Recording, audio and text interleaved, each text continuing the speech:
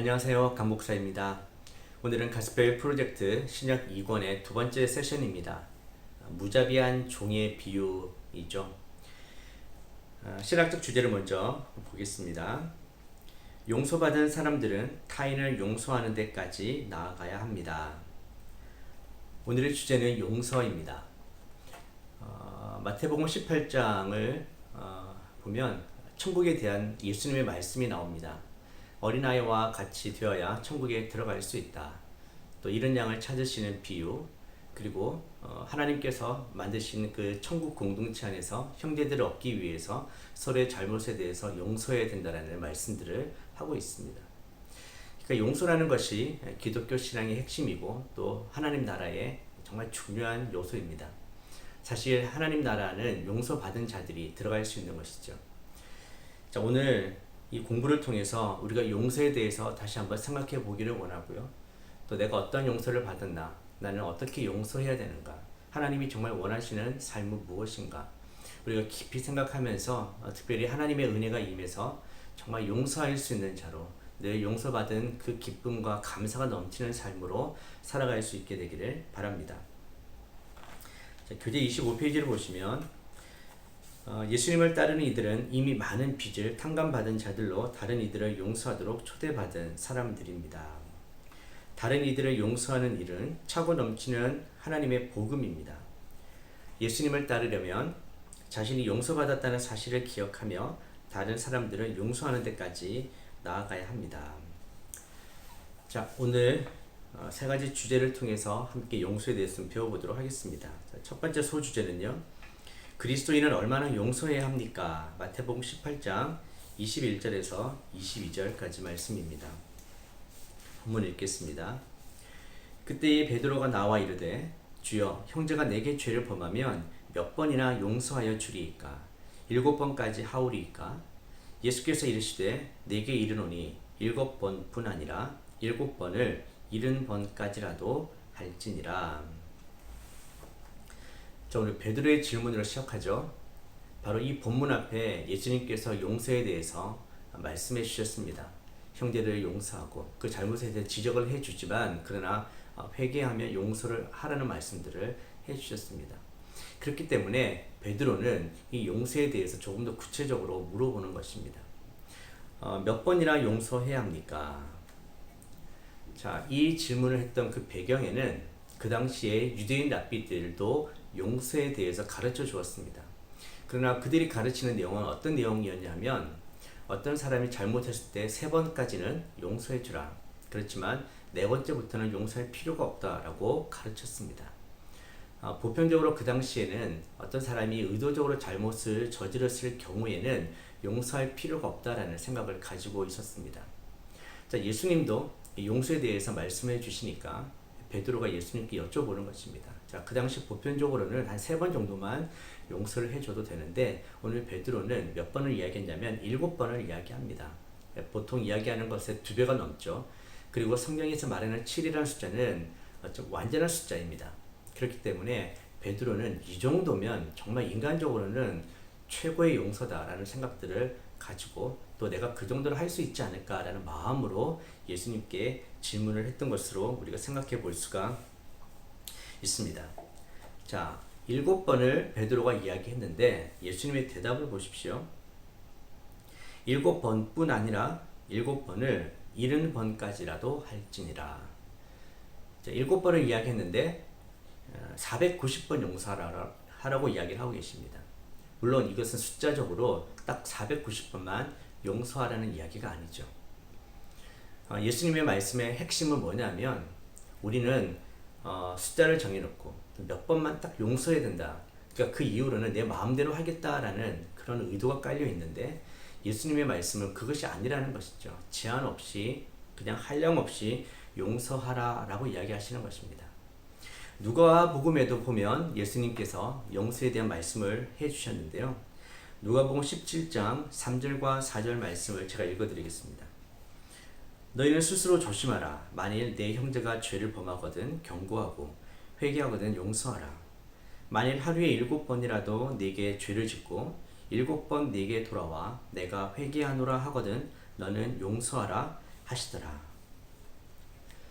자, 이 누가복음에도 보면 하루에 7번이라도 네게 죄를 짓고 또 와서 회개한다 하고 말하면 용서하라 라고 이야기합니다. 여러분 한번 생각해 보십시오. 나는 7번 정도라고 생각했어요. 이게 정말 최대치라고 생각했습니다. 근데 예수님은 제한 없이 계속 용서하라 라고 이야기합니다. 자, 이 이야기를 들은 베드로 그리고 그 제자들은 어떤 생각이 들었을까요? 과연 용서라는 것이 무엇일까? 다시 한번 생각해 보게 되지 않았습니까?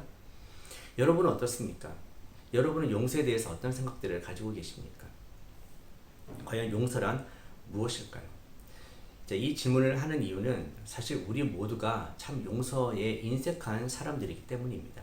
이 용서라는 주제가 정말 어려운 주제입니다. 생각으로는 그래 용서할 수 있을 것 같은데 막상 누군가 나에게 죄를 짓습니다. 정말 내게 상처가 있고 내가 정말 힘듭니다. 괴롭습니다. 그런 상황에서 용서를 한다라는 것, 이것은 정말 어려운 일이거든요. 정말 괴로운 일이기도 합니다. 어쩌면 베드로가 이야기한 7번을 우리는 생각조차도 할 수 없을지 모르겠습니다. 우리는 그냥 10번 잘 하다가도 한 번 잘 못하면 봐, 너는 그런 사람이야. 정죄하기 쉽고 용서하지 않습니다. 누군가가 지나가다가 우리에게 섭섭한 말을 했는데 그것이 계속 기억에 남습니다. 우리가 그것을 기억하면서 용서하지 못하는 사람이기도 합니다. 하루에 7번이나 4개의 죄를 지은 사람 우리가 정말 쉽게 용서할 수 있겠습니까?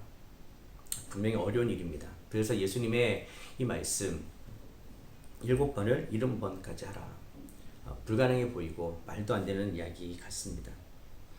하지만 예수님께서는 제자들에게 분명하게 말씀해 주셨습니다. 7번이 아니라 7번을 70번까지라도 용서해라. 예수님께서 이렇게 말씀하시는 이유는 바로 예수님이 생각하시는 하나님 나라, 바로 그 삶의 핵심인 용서가 무엇인지를 보여주시는 것입니다. 실제로 예수님의 삶은 용서가 무엇인지를 보여주셨죠.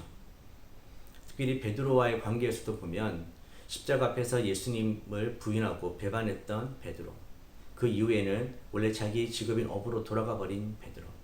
그러나 예수님은 그 베드로를 용서해 주셨습니다. 다시 제자로 불러주셨죠. 십자가에서 못 박히실 때도 자신을 죽인 사람들을 용서해 주셨던 분이 예수님입니다.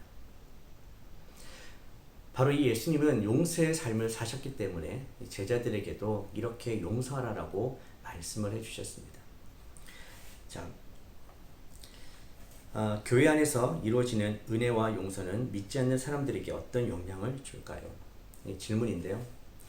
이 세상에 가보면 세상 사람들은 잘 용서하지 않습니다. 물론 용서하는 사람도 있긴 하지만 대부분은 어떻게 반응하냐면 내가 복수하고 싶어 합니다. 자기 의로 내가 다 해결하려고 합니다. 바로 이런 것들이 세상적 방법인데 교회는 다르다는 것이죠. 교회 안에 어떤 것이 있어야 되는가?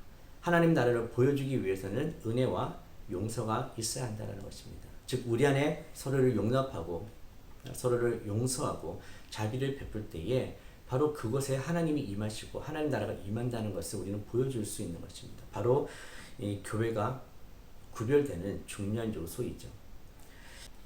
두 번째 주제로 한번 넘어가 보겠습니다. 그리스도인은 용서받은 자들입니다. 마태복음 18장 23절에서 27절까지입니다. 본문 읽겠습니다. 그러므로 천국은 그 종들과 결산하려 하던 어떤 임금과 같으니 결산할 때에 10,000달란트 빚진 자 하나를 데려오매 갚을 것이 없는지라. 주인이 명하여 그 몸과 아내와 자식들과 모든 소유를 다 팔아 갚게 하라 하니 그 종이 엎드려 절하며 이르되 내게 참으소서 다 갚으리이다 하거늘 그 종의 주인이 불쌍히 여겨 놓아 보내매 그 빚을 탕감하여 주었더니. 자, 두 번째 주제가 그리스도인들이 용서받은 자라는 것입니다. 베드로는 내가 몇 번이나 용서해야 합니까? 라는 질문을 던졌지만 예수님은 그 질문을 하기 전에 네가 얼마나 용서받은 자인가를 기억하라라고 먼저 말씀해 주십니다. 이것이 우선이라는 것이죠. 이것이 우리 가운데 진정으로 있어야 우리는 정말 용서하는 자가 될 수 있다라는 것입니다. 7번씩 70번씩 용서하라는 말씀, 제자들이 정말 받아들이기 어려웠고 이해하기 힘들었던 바로 그때 예수님은 곧 이어서 이렇게 비유로 말씀해 주셨습니다. 비유에는 분명한 목적이 있습니다. 근데 그 목적을 예수님께서는 비유를 통해서 말씀해 주시는데 그 첫 번째 목적은 바로 27절에 있습니다. 그의 종의 주인이 불쌍히 여겨 놓아 보내서 빚을 탕감해 주었다라는 것입니다. 우리가 왕에게 갚을 수 없는 빚을 졌는데 그 왕이 우리 빚을 다 갚아주었다, 없애주었다라는 것입니다. 이것을 먼저 기억하라는 것이죠. 자, 그 빚이 얼마만큼이냐면 오늘 1만 달란트라고 나오죠. 1만 달란트. 지금 그 당시의 화폐 단위가 우리에게 익숙치 않은데요. 1달란트라는 것이 바로 6천 데나리온의 가치가 있습니다. 자, 그럼 데나리온이라는 것은 무엇이냐면 그 당시 일반 노동자들이 벌어들일 수 있는 하루의 임금이었습니다. 즉 하루치의 돈이라는 것이죠. 그래서 우리나라 돈으로 좀 환산을 해보면 대략 한 10만 원 정도라고 생각해 보겠습니다. 그러면 1달란트는 6억이 됩니다. 그럼 1만 달란트는 얼마입니까? 네, 6조가 되는 것이죠. 그러니까 1만 달란트 빚졌다. 말이 안 되는 것입니다. 한 개인이 6조 정도의 빚을 졌다. 갚을 수 없는 것이죠. 그 당시 로마가 이 팔레스타인 전역에서 세금을 걷어들였는데 한 800달란트 정도가 되었다고 합니다. 그러니까 이 1만 달란트라는 것은 정말 엄청난 숫자이죠. 자, 헬라어에서 이 숫자 만이라는 것은 최고의 숫자입니다. 표현할 수 있는 가장 큰 단위가 1만입니다. 그리고 화폐 단위 중에서도 이 달란트는 가장 고가의 큰 단위가 바로 달란트입니다. 그렇기 때문에 이 만이라는 숫자와 달란트가 합쳐졌다는 것은 가장 큰 단위. 그래서 사람이 갚을 수 없는 바로 그것을 강조하는 단위가 되겠죠. 자, 그렇게 갚을 수가 없기 때문에 주인이 명해서 그 몸과 아내와 자식들과 소유를 팔아 갚게 하라. 그 당시엔 이런 일들이 있었습니다. 갚을 수 없을 때는 몸을 팔고 가족들도 노예로 팔게 됩니다. 그래서 그 당시에 그 노예 중에 최고가로 파는 사람이 약 2천 데나리온이라고 합니다. 그렇기 때문에 1만 달란트를 갚으려면 계산을 해보면 가족이 3만 명이 필요합니다. 즉 이것도 불가능한 것이죠. 자, 결국 이 첫 번째 종은 자신이 할 수 있는 일은 아무것도 없습니다. 할 수 있는 일은 용서해 달라고 이야기하는 것밖에 없죠. 자, 근데 놀라운 것은 오늘 27절에 보면 그 종의 주인이 불쌍히 여깁니다. 그리고 그 빚을 탕감해 줍니다. 여러분, 이것이 바로 복음이죠. 빚진 자가 빚을 갚을 수 없는데 주인이 불쌍히 여겨 빚을 탕감해 주었다. 이것이 바로 하나님을 나타내 보여주고 있습니다. 하나님의 자비와 하나님의 은혜. 바로 그것 때문에 우리는 빚을 탕감받았고 그것 때문에 우리는 자유케 되었다라는 것입니다. 자, 그 종이 빚을 탕감받을 수 있었던 것은 한 가지입니다. 불쌍히 여겨, 즉 그 주인의 마음에 불쌍히 여기는 마음이 있었다라는 것이죠. 바로 그것 때문에 이 빚을 탕감받을 수 있었습니다. 주인이 결정할 때는 계산으로 결정하지 않았습니다. 그냥 그 마음이었던 것이죠. 이것이 바로 하나님의 마음입니다. 우리들을 바라보시는 하나님의 마음.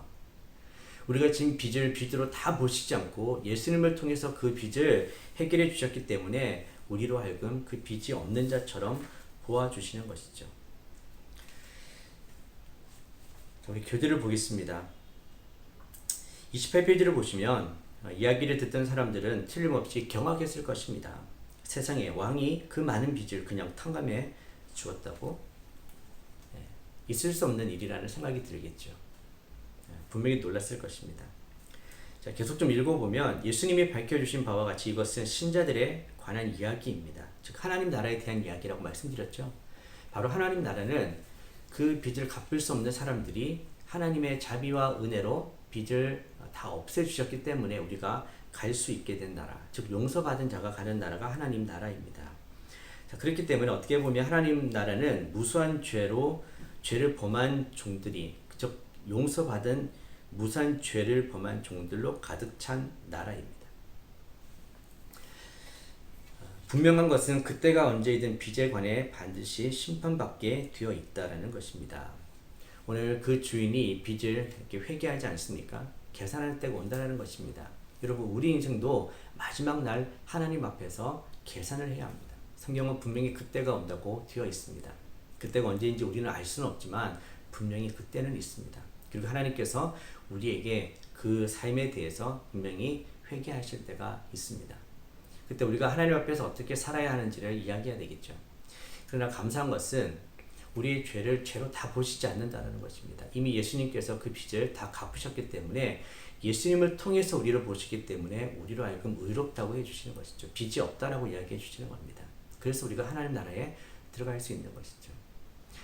자, 예수님께서 7번의 70번씩, 즉 490번 정도를 이야기했을 때 제자들은 놀랐을 것입니다. 어떻게 그렇게 우리가 용서할 수 있는가?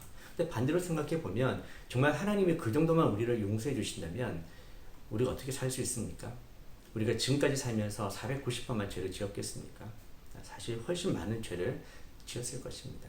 하나님의 이 용서는 제한 없이 정말 한량없이 우리에게 주시는 은혜와 자비라는 것입니다. 그렇기 때문에 우리가 살 수 있고 바로 그 은혜 때문에 우리는 하나님 나라에 들어갈 수가 있는 것입니다.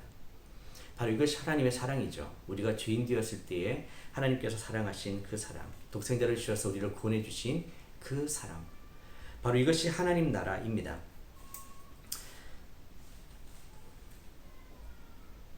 자, 질문을 보시면 하나님이 예수님을 통해 베푸신 긍휼과 용서는 우리에게 어떤 영향을 줍니까? 예수님 없이는 불가능합니다. 즉 우리 힘으로는 그 빚을 갚을 수 없는데 예수님이 그 빚을 다 갚아주셨죠. 바로 예수님을 통해서 하나님은 우리에게 긍휼을 베풀어 주셨고 용서를 베풀어 주셨습니다.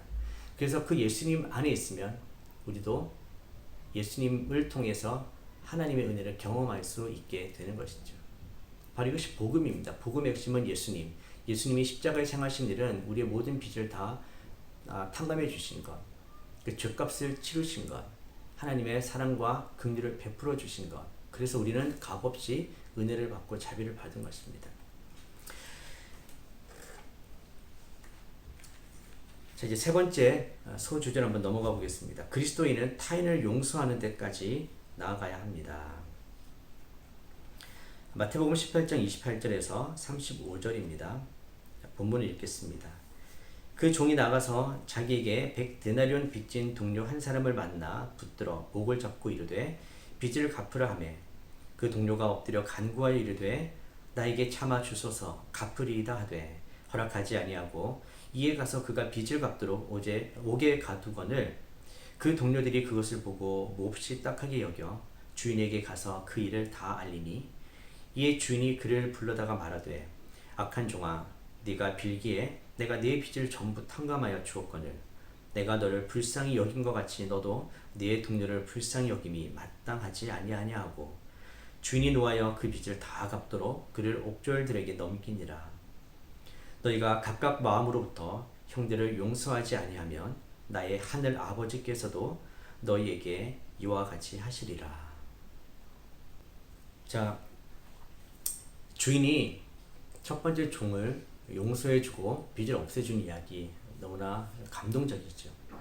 비유가 여기서 끝나면 참 좋은데 오늘 이제 세 번째 주제는 여기 28절에 그러나로 시작합니다. 원어에는 그러나 즉 전환이 일어나고 반전이 일어난다는 것이죠. 자, 그것은 뭐냐면 그렇게 용서받은 첫 번째 종이 나가서 자기에게 100데나리온 빚진 동료 한 사람을 용서하지 않습니다. 자비를 베풀지 않습니다. 자, 100데나리온 이것은 1데나리온이 노동자의 하루 품삯이라고 그랬지 않습니까? 그러니까 이 돈은 10만 원으로 계산해 볼 경우에는 약 1000만 원 정도가 됩니다. 물론 작은 돈은 아니죠. 그러나 6조라는 돈을 용서받았죠. 그 빚을 탕감받았습니다. 그러면 거기에 비하면 1000만 원은 아무것도 아닌 돈일 수 있습니다.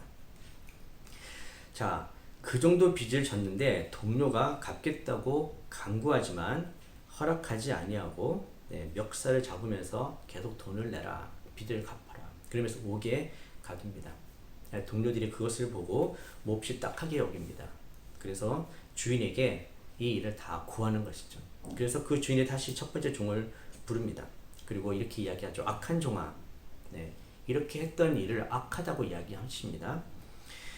그리고 네가 빌기에 내가 네 빚을 전부 탕감하여 주었거늘 내가 너를 불쌍히 여긴 것 같이 너도 네 동료를 불쌍히 여김이 마땅하지 아니하냐. 자, 비유의 오늘 핵심이 여기 또 등장합니다. 너도 내 동료를 불쌍히 여김이 마땅하지 아니하냐. 자, 그 주인이 보기에는 내가 너에게 해준 것처럼 너도 다른 동료들에게 똑같이 해야 된다. 이것이 마땅한 것이다. 당연한 것이다. 라고 생각하고 있었다라는 것이죠. 그리고 그것을 기대하고 있었습니다. 그리고 그렇게 하는 것이 선한 일이었습니다. 그렇지만 이 첫 번째 종은 그렇게 하지 않았습니다. 자, 여기에서 오늘 핵심 요리를 좀 살펴보면요.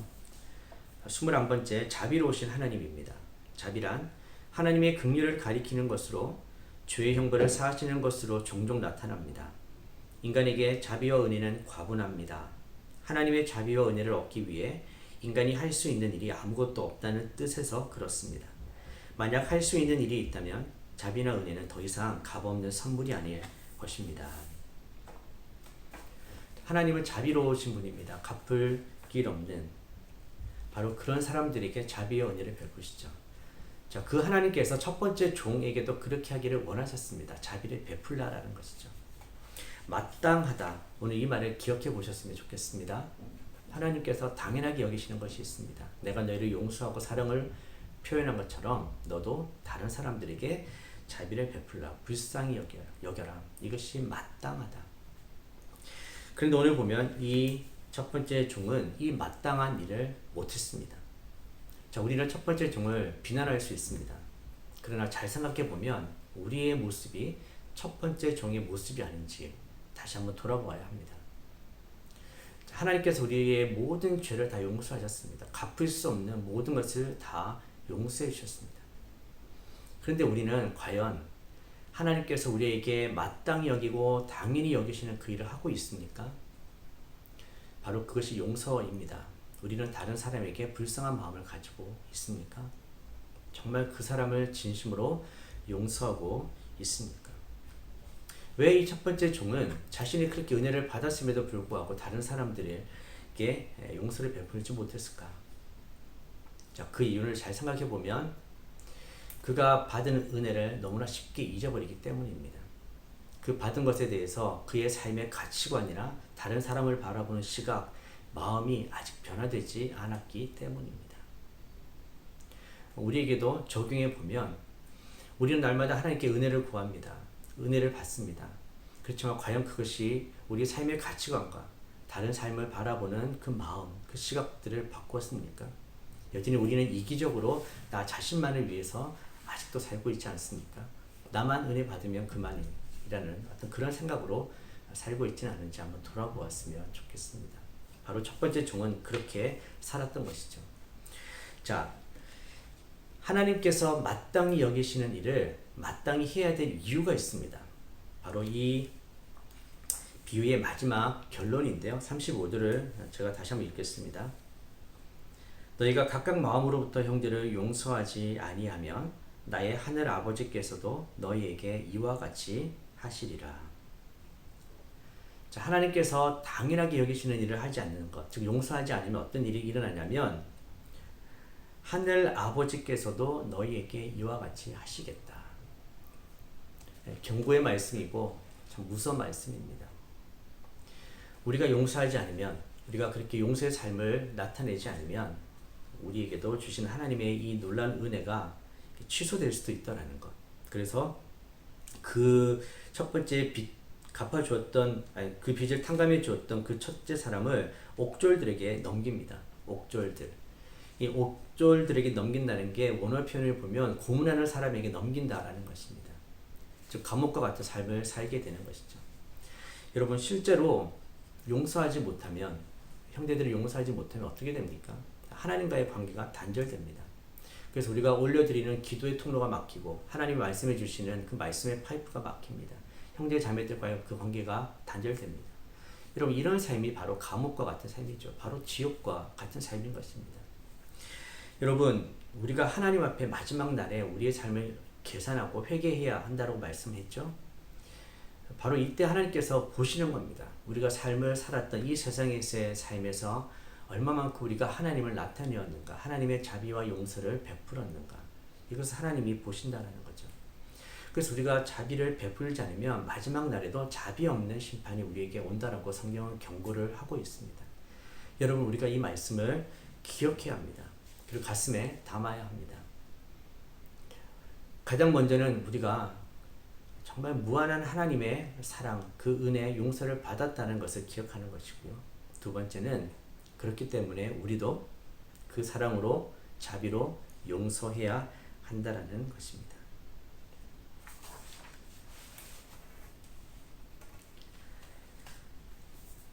자, 교재를 보겠습니다.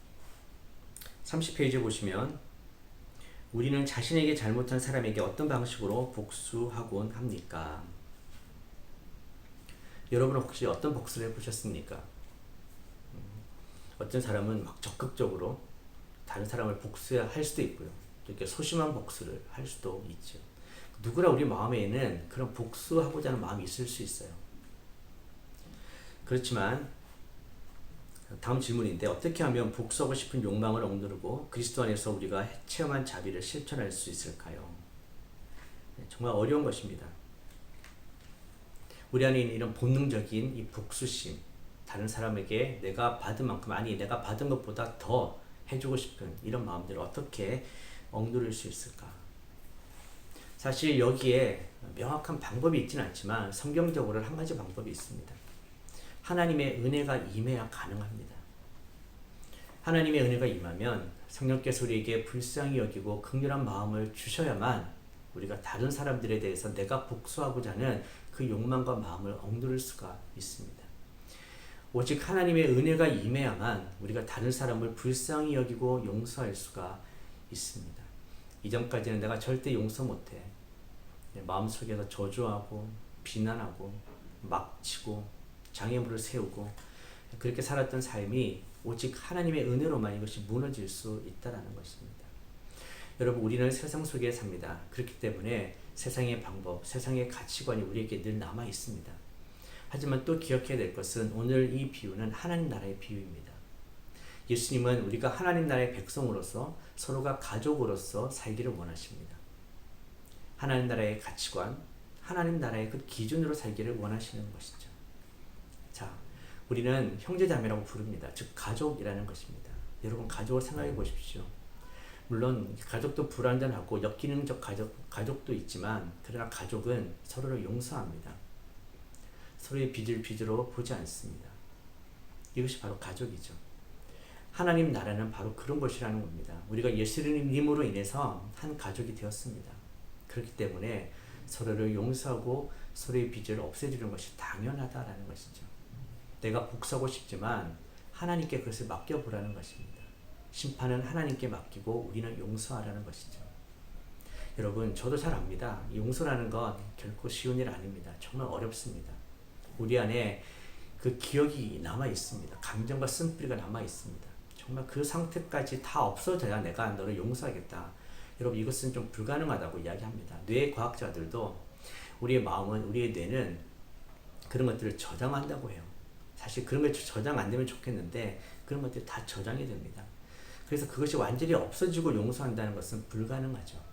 하지만 하나님의 은혜가 임하고 성령께서 우리를 터치해 주시면 때로는 그 기억이 남아있고 때로는 그 상처가 있어도 우리는 용서를 선포할 수가 있습니다. 하나님이 그런 나를, 이 죄 많은 나를 용서해 주신 것처럼 나도 용서한다고 선포하는 것이죠. 그럴 때의 놀라운 일은 하나님께서 우리 마음에 있는 상처와 감정들을 다 씻겨내 주시고 치유해 주신다는 것입니다.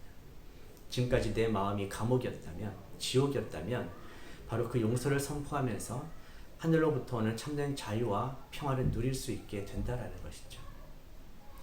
여러분, 오늘 이 성경 공부를 하면서 그래, 그냥 용서해야 돼, 용서는 당연한 것이야 라고 그냥 지적으로만 동의하고 끝나는 것이 아니라, 오늘 하나님의 은혜가 우리 가운데 임해서 지금까지 내 마음 속에 있던 그런 응어리들, 용서하지 못했던 그 또 상처들, 쓴뿌리들이 다 사라질 수 있게 되기를 간절히 바랍니다. 하나님이 은혜 주시기를 원합니다. 내가 용서하지 못했던 사람을 용서할 수 있게 되기를 바랍니다. 우리는 서로 용서해야 합니다. 서로 용서하지 않으면 어떻게 살 수가 있겠습니까? 여기서 기억해야 될 것, 여러분, 사탄은 우리가 용서하기를 원하지 않습니다. 서로 용서하지 않고 서로를 분노 가운데 저주하고 옥에 가두게 하는 삶을 살기를 원합니다. 그러나 기억해야 될 것, 사탄이 원하는 것을 하지 않는 것이 바로 하나님의 뜻입니다. 그렇기 때문에 우리는 하나님의 뜻을 이루기 위해서는 결단해야 합니다. 내가 사탄이 원하는 것을 하지 않겠다. 내가 정말 하나님 원하는 대로 순종하겠다. 오늘 성령께서 우리 마음을 만져주셔서 이 하나님의 뜻, 하나님이 마땅히 여기시는 이 용서, 자비를 베푸는 일들을 할 수 있게 되기를 축복합니다. 바로 복음에는 그런 능력이 있습니다. 정말 예수님을 만나면, 복음이 우리 가운데 임하면 우리는 예수님처럼 다른 사람을 용서할 수 있게 되는 것이죠. 바로 이 가스펠 프로젝트, 이 복음을 공부하는 이유가 여기 있습니다. 내가 원하는 대로 내 생각대로 하는 것이 아니라 바로 복음이 제시하는 길을 따라가는 것. 바로 그것이 하나님이 원하시는 길이고 마지막 날 하나님이 우리에게 원하시는 삶의 모습이기도 합니다.